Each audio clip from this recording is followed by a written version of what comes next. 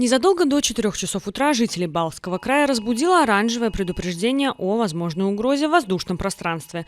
В воздух поднялись истребители союзников, которые сбили дрон в Ругайской волости. Katrs bezpilota lidaparāts, kas tiek novirzīts mērķiecīgi Latvijas gaisa telpā, tas ir potenciālais apdraudējums, un katru reizi tiek izvērtēts gan drošības apdraudējums, tajā tiek ņemts vērā gan ietekmēšanas zona, kā tas varētu ietekmēt gan iedzīvotājus, gan infrastruktūru. Iedzīvotāji saka, ka ir dzirdējuši divus sprādzienus. Ko tas nozīmē? Tas ir bijuši divi droni. Kā izskaidrot to, ko viņi saka, ka divi sprādzieni stingri, ļoti stipri bijuši? Jā, šo skaņu, kas ir līdzīga sprādzienam, var izraisīt gaisa kuģi, kas pāriet virsskaņas ātrumā, kas arī rada šo tādu efektu, ka liekas, ka sprāgst. Un, protams, arī sprādzienu skaņu var radīt paša bezpilota lidaparāta notriekšana. Несмотря на то, что дрон был уничтожен в малонаселенной лесистой местности недалеко от озера Божьего, большинство местных жителей слышали звук истребителей, а некоторые даже видели момент взрыва. Dzirdēju, cēlā man augšā, man tur pa telefons plauktiņā nolikts un briesmīgs troksnis. Man kā sirds slimniekam tas ir diezko nav. Bet jūs dzirdējāt to šūna praidi vai pēc tam? Šūna praidi un visu dzirdēju. Es vairs nekad nevarēju aizmigt.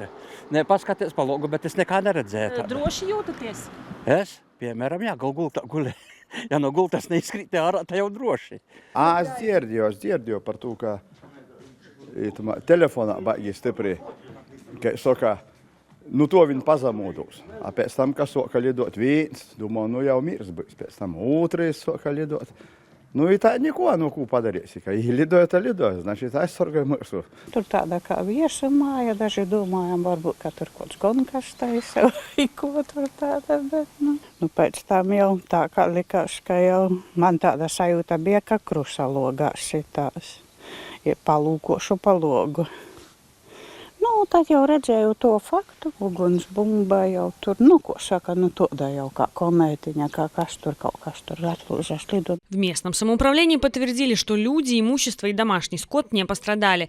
Вместе с тем, жители уже начали забывать о воздушных тревогах, которые еще в мае и июне были регулярной частью повседнevной жизни в приграничных восточных районах.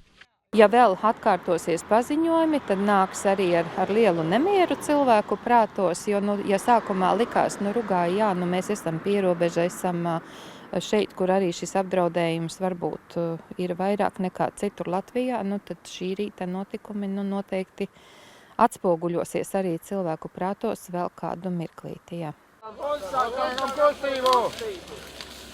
Через несколько часов после сбития дрона ЗМСРГ 31-го пехотного батальона изучили масштаб территории и приступили к поисковым работам.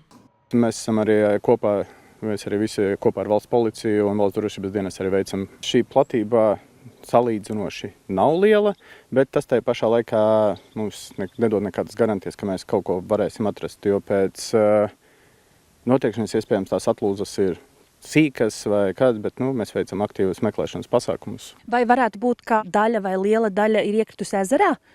Tāda испея nav izslēdzama, protams. Службы отмечают, в районе, где был сбит дрон, никаких угроз безопасности для жителей нет. При этом, если они заметили обломки дрона, местных жителей призывают сообщать в полицию. Эмилия Гаспарян, Мада Робертиня, Марис Юстс, ЛСМ.